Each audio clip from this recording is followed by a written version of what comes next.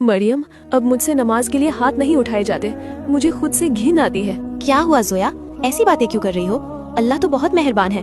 कैसी मेहरबानी? मैं एक धोखेबाज हूँ। पिछले हफ्ते ही तौबा की थी, रोई थी, और कल फिर वही गुनाह कर बैठी, वही गलती। अब किस मुंह से माफी मांगू? ऐसा लगता है मैं अल्लाह के साथ मजाक कर रही हूँ। अब बस, अब हिम्मत नहीं है। जोया, तुम्हें लग रहा है कि तुम अल्लाह से दूर हो गई हो, लेकिन सच तो ये है कि अभी तुम शैतान के सबसे बड़े जाल में फंसने वाली हो।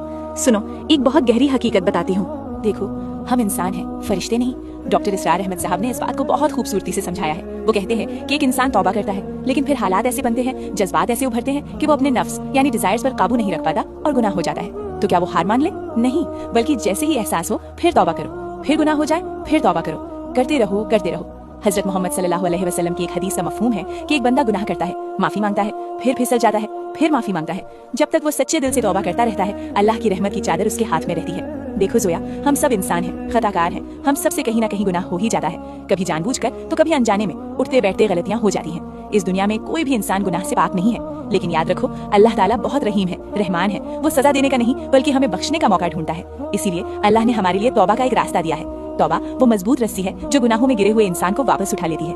हमारे प्यारे नबी हजरत मोहम्मद सल्लल्लाहु अलैहि वसल्लम ने फरमाया है, हर इंसान खताकार है, यानी गलती करने वाला है, लेकिन सबसे बेहतरीन खताकार वो है जो तौबा कर ले। तो अगर तौबा के बाद तुमसे फिर लत लग गई, फिर गुनाह हो गया, तो हार मत मानो। जब तक सांस है, तौबा का दरवाजा खुला है। फिर गुनाह हुआ, फिर तौबा करो, फिर फिसले, फिर तौबा करो। उठते बैठते चलते फिरते तौबा करती रहो। जानती हो, अगर तुम डटी रही तो एक मकाम ऐसा आता है जब शैतान खुद थक जाता है। वो कहता है, अरे ये तो तौबा कर ही लेगा, इसे गुमराह करने का क्या फायदा। शैतान तुम्हें गुनाह करवाकर उतना खुश नहीं होता जितना तुम्हें तौबा से रोक कर खुश होता है। तो बस करती रहो तौबा। क्या पता तुम्हारी इसी तड़प को देखकर अल्लाह तुम्हें थाम ले और एक दिन वो गुनाह हमेशा के लिए तुमसे छूट जाए। हारना नहीं है, बस लौट आना है। वो चाहता है तुम सोचो कि मैं पापी हूँ, अब माफी नहीं मिलेगी, लेकिन हकीकत ये है कि जब तक तुम्हारी सांस चल रही है, मेरे रब ने तौबा का दरवाजा कभी बंद नहीं किया। तुम हारो मत, शैतान को हराओ। सुभान अल्लाह। मरियम, मुझे तो ये पता ही नहीं था। मैं तो नाउमीदी में पता नहीं क्या क्या सोच रही थी, लेकिन हकीकत तो कुछ और ही है। मैं फजूल में शैतान के वसवसों में आ रही थी। मैं अभी जा रही हूँ वुजू करने, और तौबा करूंगी, और हमेशा करती रहूंगी जब तक मेरा रब मुझे थाम नहीं लेता। बेशक, बिल्कुल सही बात है। अल्लाह की रहमत से कभी मायूस नहीं होना चाहिए। वो तो इंतजार करता है कि कब उसका बंदा पलट कर आए। जाओ, वजू करो और अपने रब को मना लो। और आप जो ये वीडियो देख रहे हैं, अगर आप भी इस मायूसी में हैं, तो याद रखिए, शैतान को जीतने मत दीजिए, अभी तौबा कीजिए। दोस्तों, अल्लाह हम सबको सच्ची तौबा करने और उस पर कायम रहने की तौफीक अता फरमाए।